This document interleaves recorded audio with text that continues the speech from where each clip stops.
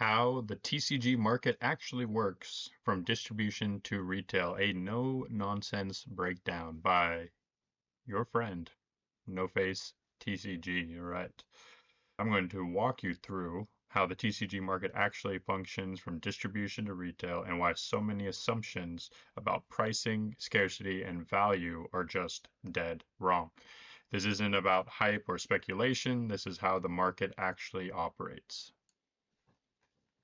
The TCG supply chain, concept and design, manufacturer to distributor to retail to consumer. That is the chain, that is the flow of events to get a piece of cardboard to the hands of the players and the collectors slash investors alike. Distributors control flow, not the stores. There's a big misconception that the stores are the end all be all. Most people or some people do understand that there's a distributor in between, but honestly, the run of the mill customer, if you're not a player, you're not a collector, you're just going to the store, maybe you're buying something for someone else, they literally have no clue that stores can't just buy directly from the company itself. In almost any other industry, you're basically able to purchase directly from companies. Obviously, there are some other industries that also use distributor chains like Coca-Cola and things like that, but a lot of the times they're their own distributor. Allocations exist because supply does not equal demand. The reason why your store that you might live by, if it's not a big store, it's not an old store, the reason why that store is getting so little product and having to charge so much for it in your own local area is exactly that. The supply is in no way near large enough to quell any sort of demand that there's out there. We wouldn't have everything busting up over MSRP if the demand wasn't so strong. If you look at a game like Fusion Worlds, for example, almost everything's under MSRP except for a few special sets that were either low printed or just have a high demand because cool, flashy cards, great hits, whatever. Not all distributors operate the same. There's this conception that all distributors always offer, actual quote unquote wholesale pricing. I can tell you for a fact, I work with a lot of distributors, both in the US and overseas. That is 100% not true. There's a whole range of different styles of distributor. Yes, there are a good amount in the US that at least on new releases, you'll still get, whatever the normal wholesale pricing was, at before the boom all the way to now. There's also going to be a lot of distributors that don't care about that, and they're going to be basically just under market over wholesale price. Again, it's a mixed bag, and sometimes it also has to do with how long you've been with them. I know that's especially important for overseas distributions or distributors. There is, in fact, special treatment for some stores while others get completely hosed. Now, again, most of the time is just length of time you are with a distributor and spend. So if you don't have a large spend and you're not with a tier one rep, you're going to be basically beholden to whatever your lower chain rep can get you at said distributor. Most stores are not run by people who know how to play the game. And what do I mean by play the game? Are you going into your distributor and you're asking, or your rep, and you're asking for 100 collectors and no plays and no bundles and no, draft nights, things like that? Or the same thing with Pokemon. Are you going and just asking for booster boxes? Are you going in, are you asking what else can you buy? Are you going in and trying to up your spend in other creative ways? Or just when a pre-order comes out, are you ordering all the products on the list, or are you trying to pick and choose? People that pick and choose, they can never grow. Essentially, without a large spend, you are going to be stuck fighting for scraps with the rest of the stores that don't understand how to play this game. And the game is spend and the game is time. Common misconception that stores set market pricing. A lot of people think, if you're on Reddit or whatever, that somehow these stores are magically setting their own market price, when really they're all just following the trend. The trend is set long before these stores even get the product. The pre-sales, and that brings my next point, pre-sales is becoming or are becoming increasingly more important. A lot of people are relying on that. A lot of stores specifically are relying on that to set their initial price waves. Now there's, different ways that stores do this. A lot of stores will take, their first wave and they'll just give it to their customers at MSRP if they're, purchasing from distros that are honoring, true wholesale pricing or at least close to it. And then after that, they're basically, at the market's will. If you need more product and the distro doesn't have it, you have to buy it from the open market, and essentially you have to be, damn near at market to be able to survive as a store. Stores run on very low margins. Not for all things, and I will make a video, in the future about, how to properly run how to properly run a store. But right now, this is just a kind of like an overview video. And moving right along, why MSRP doesn't matter. MSRP is a suggestion, not a rule. It's never been a hard, fast rule. If things go out of print, are in high demand, low print, we've always seen in the TCG realm them popping up over MSRP or just going over whatever people assume MSRP is. You can even still find people in this market, if you're talking about Pokemon, that think 120, 105, 110 is supposed to be MSRP because, yes, we were sitting at that for years and years and years. No one wanted Pokemon.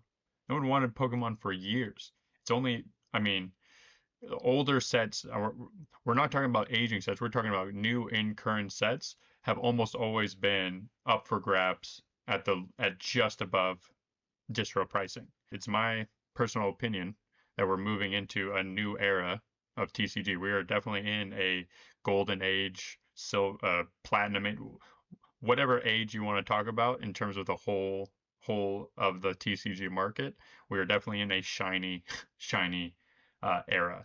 So much so that when there is a true market pullback, because I mean, yeah, there's been a small pullback here now, but to me, I guess I'm going off topic here. We'll try to keep it more streamlined throughout the rest of the video, and we'll just go through the separate points. But I will be making more content in the future that will dive into some of these other topics about just the health of the market and where it's going from here, and what I see the floor being like. TCGs operate on open market pricing. That means essentially, and the biggest key player here is TCG Player. I don't know anybody who doesn't use TCG Player for pricing. Obviously, there are some stores out there that completely ignore it and they'll just do their own pricing. Just today I called some stores in my area. I was looking for Commander bundles because I forgot some and I needed some for Christmas. I forgot to bring some from the warehouse. And essentially, every single person was stuck at 180 and would not budge in any way, shape, or form. That's not how I operate my stores. My stores, I'm usually willing to work with people, especially if they're showing me pricing on TCG Player. Sometimes I don't, sometimes I do. It really just depends on the item. Demand sets price, not companies, not stores. Consumers' sales do, specifically on TCG Player. TCG Player basically is the god of pricing, especially if you go to a show, you go to any sort of convention. TCG Player is basically what sets the tone for the entire quote unquote market price at that show for a certain card. Obviously, some people will lean into, oh, this card's gradable, this has a swirl. There's nuances to it, but for the most part, standardized pricing is TCG Player lowest listed. Some people use market price. There's still, a little bit of leeway back and forth, but me personally, I always go lowest listed. It makes sense that the market price is the lowest that I can possibly, or is a price where I can immediately buy it at. And that's the lowest listed. Number one, most important factor is the volume of sales compared to the total quantity. I'll show you what I mean here. So as you can see with this Surging Sparks, there's a couple spikes in price, but for the most part, it's kind of, anywhere from 3 to 5 units a day. Not terrible when you're comparing the current quantity of only 1,000. And why I say that is because if you go and look through, Devastation's at 300. We'll talk about Devastation at some point, but basically there is a guy in here who has essentially 826 listed. Now, I don't know how real that is. could be real, but you can also see his pricing 330. In no way, like no one's going to be touching this for a long while, right? But if you look at it, the pricing floor is pretty damn thin. One, one, two, one. I mean, no one until you get to Devastation has anything more than three, and he's set at I think over 300. Yep, 300 exactly. So this guy's also a big manipulator. You can see these numbers go up and down drastically. So I don't lean super heavy onto that. Same thing when someone lists as 126, I don't know how much I actually believe that. Um, but yeah, the volume is way more important. Look at the volume here. So just like almost double the amount. But if you go back, you can see how much it was getting ran through in the beginning before it made its giant price climb up. MSRP only matters at release briefly. Essentially, this is mostly for stores. Anyone that's going to be selling it to you on the open market, Facebook, Discord, wherever you're buying and selling, they're almost always going to be right under market price. MSRP is already out the window for them. MSRP matters to Play stores mostly. And once those Play stores runs through their initial waves, they can't even offer MSRP. They can't even offer MSRP. Almost all stores that I know of are already above MSRP, even for their first wave, around the 200s. Seems to be a pretty standardized release of a booster box. Obviously, feel free to comment below. Your store might be, one of the lucky ones that gets a lot and they offer a lot at MSRP to you and your friends and players, but that's just not the standardized norm in the type of market we are seeing with TCGs in general, but especially Pokemon. Hot sets equals above MSRP plus high volume, just like we saw in the beginning here, way above MSRP out the gate and steady high volume all the way for a few months after release. So that was even Journey Together, one of the quote-unquote worst sets ever of Pokemon, if you listen to the internet. Dead sets equals below MSRP and low volume. And again, these are bigger indicators when the product is plentiful. So add release schedules or reprints. Reprints equals retest of the market demand. So the market demand obviously gets tested when there is a big reprint. We're going to see, a decline like this. I don't think there was actually a reprint of Journey Together, but I mean, we're still seeing just declines across the board in Pokemon. Vintage is kind of up, but Modern is definitely taking a little bit of a hit. We're also, in the December months, the holiday months when people are kind of tightening their wallets a little bit. I've gotten reports from a lot of stores that, the day, like just yesterday, this weekend has been an absolute madhouse. Same thing for my own stores. It's been an absolute gigantic pop, and that's even the same for across the board online. MSRP is marketing, it is not market reality. Take that to heart. How pricing actually forms, velocity versus price. If I was going to pick one thing that's the most important in terms of how well a product is doing, velocity of sales is always going to be a core metric versus what price it is actually selling at. Because that's going to tell me if it's setting up for a big move. Let's take a look. Let's zoom out to the 3-month, even the 6-month. Look at this. 3 months. Look at this. When it released, it was way up there, 92, but no sales, no sales, no sales, no sales. The market velocity actually is setting the price here because you can see this comes down to 59, and then boom, right in the 42 to 59 range. We're getting hundreds and hundreds of sales in these weeks. 250, 202. Zoom into the month. Look, every day 30 plus are being sold. 30 to 50. There's 207 left. Where do you think this box, this Demon Slayer 2, is going to be in a month? You know what I mean? I mean, yes, people can continue to list, but this is definitely a good indicator that this is something I actually want to jump in front of. Listing volume versus sales volume. So the amount of sales being listed, which is actually not a metric that's tracked unless you track it yourself on TCG Player, versus sales volume. So sales we can actually look at just like I was showing you here. can see how many are sold in a week or a day, depending on how you zoom in.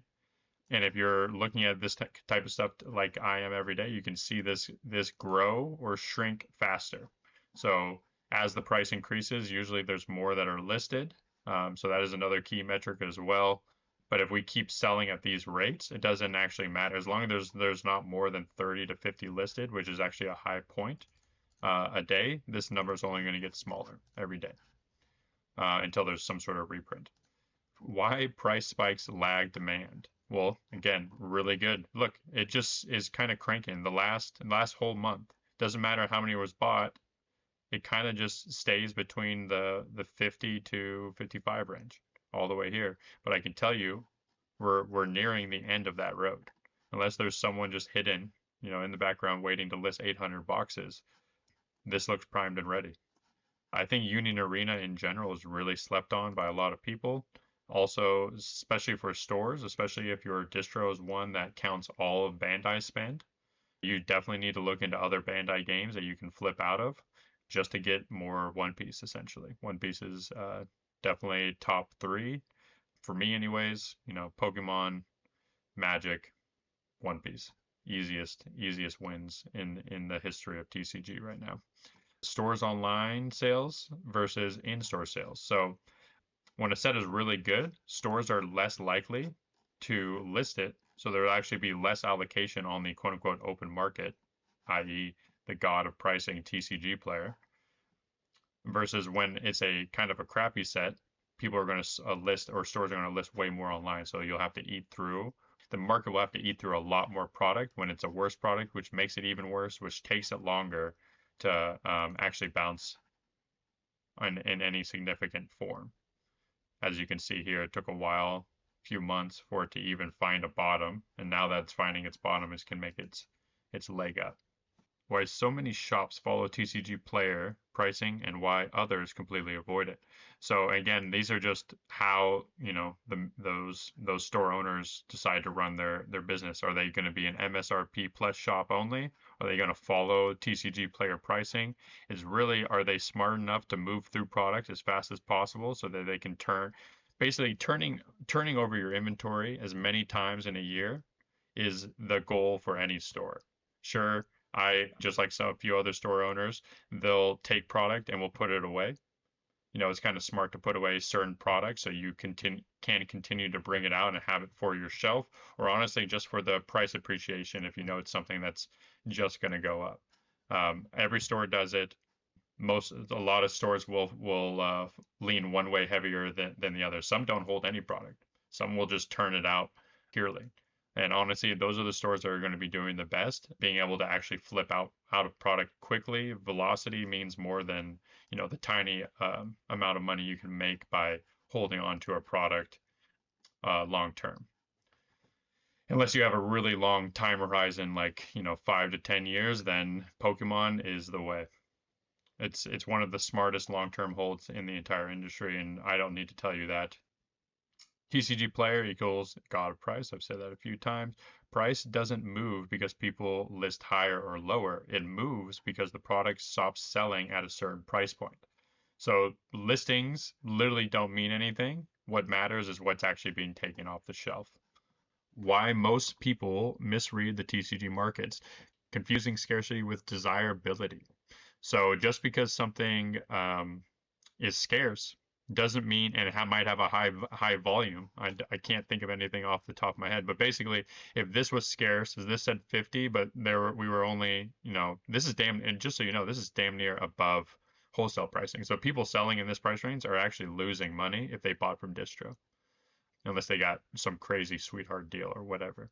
But essentially, if this said 20 boxes and we were selling one a month, this would not be a valuable product. The fact that what makes this valuable is that we're running so thin, we're running so low, and this type of sell volume is happening every week, every few days, actually, is what it looks like at the 3 month. So this is huge. This is a huge opportunity. If you can get your hands on Demon Slayer Volume 2 or even Demon Slayer 1, Demon Slayer 1 has already left the building, though. I think that's at like 180 and sold out. So assuming price equals value. Again, high price does not mean anything unless you have a way to liquidate the asset. whatever box that may be.